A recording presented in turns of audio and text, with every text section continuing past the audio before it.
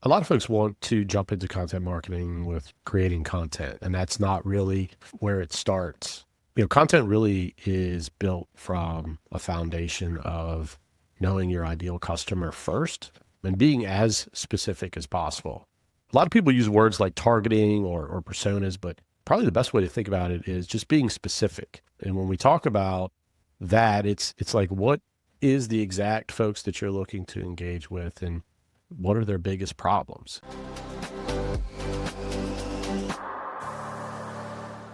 So, Tristan, I know you've been working with tech companies and specifically in content for a really long time. So, you've seen it work really well and also seen some things that haven't worked very well, also. So, what are some of the risks that B2B companies face when they don't invest in content marketing at all? Yeah, I think if you're, let's say, a tech company, that has a small marketing team, those are typically the clients that we're working with. These are companies that have relatively complex sales cycles. And so if you don't, as a company, invest in content marketing, you're really at a great risk of not really having anything to say on a lot of the platforms that are required to get in front of the ideal audiences that you have. So if you think about content, it's not really a channel at all. Content is really something that you distribute across a variety of channels to get your voice out into the market. And so when you think about content marketing, it's your perspective on the industry. It also ties your position as a company, and the pain points that you solve. And so if you're not out there communicating in a variety of ways, you're really going to get lapped by your customers. And that's really the biggest risk of all. Yeah, sometimes I see people think, oh, well, I have a website. Like, that's where people will learn about me. Or I'll just see, like, we get all our business from referrals. And while those two things are really important and you should be doing those things, you can't neglect creating fresh content because, I mean, if you're not actively going to events and getting referrals and things like that, you're going to be in trouble. Yeah. Yeah. And if you think about referrals, a lot of people think that referrals just come in, through sheer force or, just being in the industry for a long period of time. But content is really something that can drive a referral process as well. Because if you think about, let's say you have one of your best customers, they're talking about you in a positive light. And that prospect says, okay, great feedback, but I want to go out and check out this company myself and kind of form my own opinion. What do you think they're going to do at that period of time? They're going to look at a lot of the best content that you have out there. So, referrals aren't guaranteed just because someone says, hey, go check out this company. They're a good fit. I think they're a good fit for you. Doesn't mean they're going to fill out the contact form either. So it's still, even content is a big part of converting or at least nudging those prospects that have been referred to you to the next step so that they can talk to your sales team. Yeah, 100%. Content helps new customers as well as it can help people who are already your customers to help them just be more loyal to your brand and educate them. Sometimes, even if they've been a client for a long time, maybe they don't know all of the things that you do and the things that you can help them out with. So it just helps everyone. That's right. So we often see a lot of B2B marketers make the mistake of trying to market to everyone. How do you help clients define and focus on their ideal audience before they create content? Yeah. A lot of folks want to jump into content marketing with creating content, and that's not really where it starts.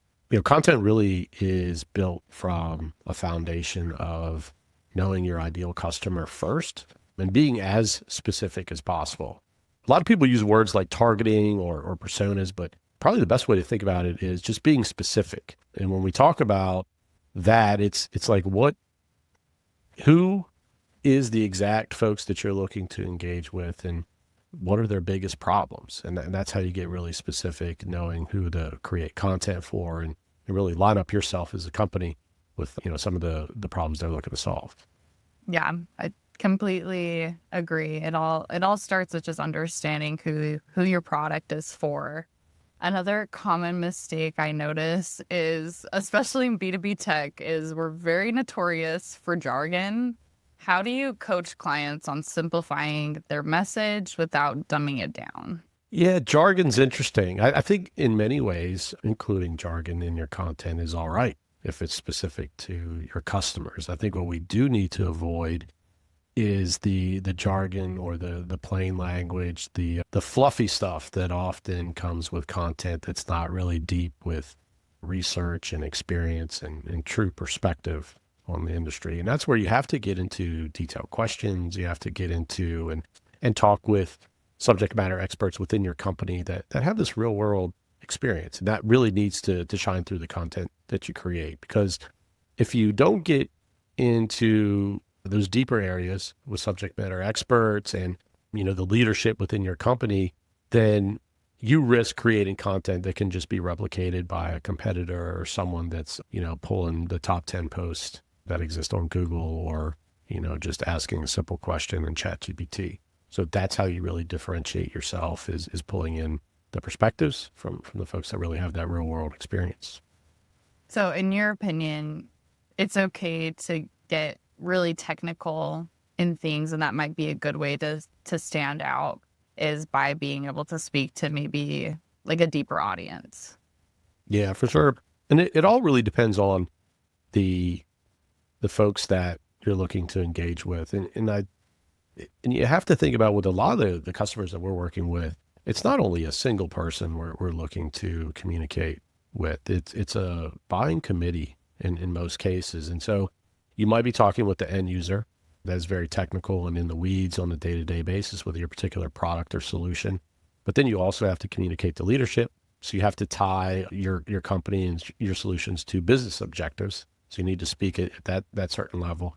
So it's really just about covering the spectrum of depth, I would say. There's not like a right or wrong answer as to how deep you should go for a particular piece.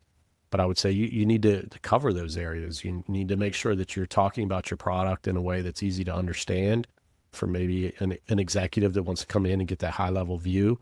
But then you do have to, you can't cheat it. You have to really be very specific to those end users that are really evaluating your solution compared to others in the market. And they're the ones that are ultimately driving that decision on which product or solution that they go for. Yeah. How do you recommend to people who are maybe just getting started to get some of that information? Like, because there often are buying committees, how can people learn, okay, this is what the CEO wants to know, this is what our really technical person wants to know, where should they get started there?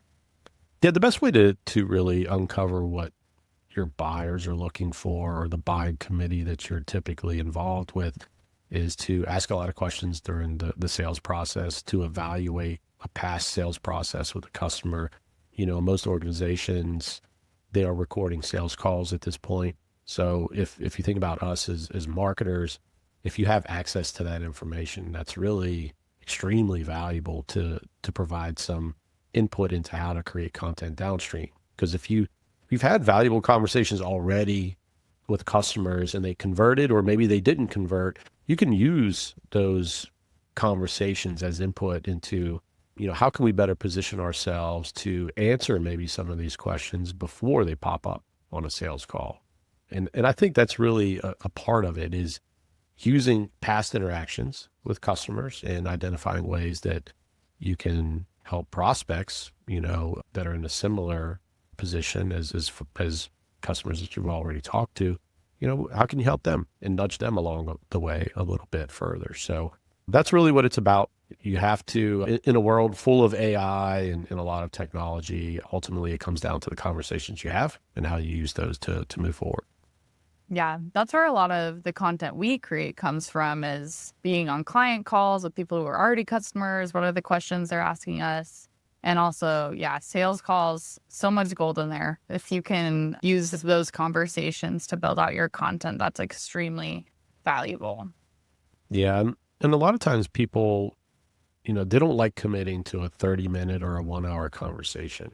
But if you think about, if you do make that investment and you plan ahead, you have a set of questions, an angle that you're really trying to explore in a particular conversation, the time that you invested there in that 30 to 1 hour time period really goes a long way to accomplishing two big things.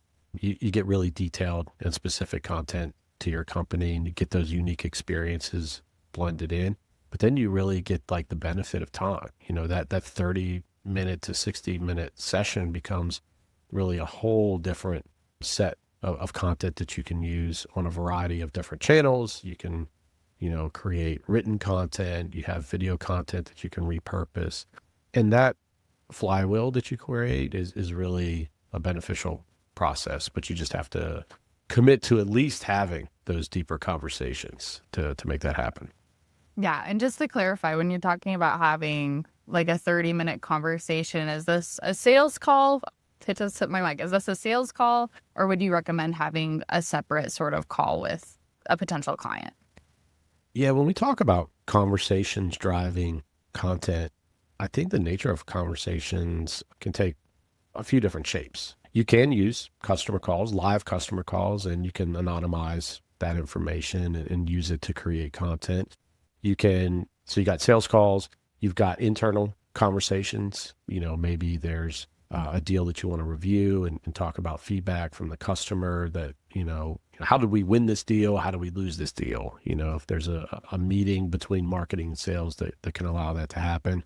And then there are conversations that you have in the marketplace where, perhaps your company's running a podcast or they're conducting a series of webinars. Those are also recorded conversations that can be used to create the type of content that we're talking about. So I don't think there's one flavor of conversations necessarily that's going to solve all the problems for you from a content perspective, but it's just really about using conversations as that foundation to give ideas and to really build a foundation for the best content for your company. Yeah. A lot of times we have to make assumptions on what we think our customers are thinking. But if you can have a real conversation, it turns that assumption into like actual data or some just qualitative information that helps build out that content. That's right. So a lot of the times I notice people confuse content marketing with producing blog posts. How do you help clients move from like these disconnected content pieces or the belief that content is just a blog to a more strategic approach? Yeah, unfortunately, a lot of marketers are still in that mode of, content equals a blog post or even a white paper.